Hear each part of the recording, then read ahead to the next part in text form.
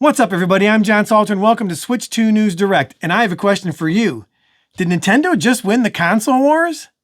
I say yes with the release of Star Wars Outlaws today, for the simple fact that everyone's backtracking. The media, YouTubers, your cousin's brother's uncle, everybody is backtracking because the consensus was that the game played terrible, didn't look good, frame drops, no anti-aliasing, whatever nonsense the haters and the pretentious gamers came up with. This game was going to suck. And what do you know? It was released and people love it. So much so that even the people who are the staunchest haters are backtracking and saying it's good because there's no way to get around it. The game looks good. The frame rate looks good. I don't know if we have an exact analyzation yet what the frame rate is, but it looks to be pretty much around a constant 30 frames a second. So right off the bat, that tells you that most of these people that want to talk all this mess before a game is released don't know what they're talking about. And that gives us hope for Elden Ring.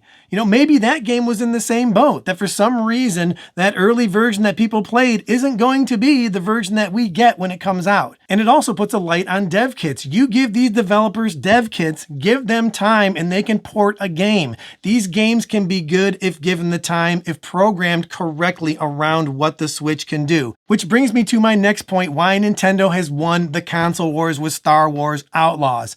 Game keycards. Now, I know you're not going to believe this if you watch my video on game keycards, and I highly suggest you do. The developers of that game today have stated that keycards is one of the reasons that game is playing so well. That game heavily relied on streaming from the SSD on other systems. To stream off a full game card would have been a detriment. So what they do, they made it a game keycard, so you can purchase the game if you want, or you can get it off the eShop, but either way, it's running off the micro SD Express, which comes damn close to streaming off a hard drive, which enables the game to run as good as it's running. So hey, it's a win for game keycards. Can't believe I'm saying it. I still don't like them. They still suck, but the game keycard is key to releasing it on cartridge and still being able to stream it off of some type of fast drive. It's a win. So you ask, how does that give Nintendo the console war win? Because Nintendo has the grade A first-party games. The Switch 2 can handle these ports that we couldn't get before on Switch 1. It's also a handheld.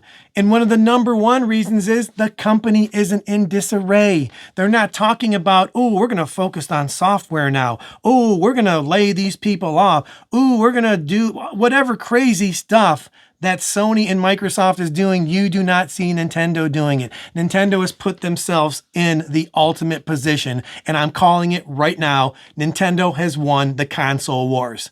And I'll see you tomorrow on Switch News Direct. Peace.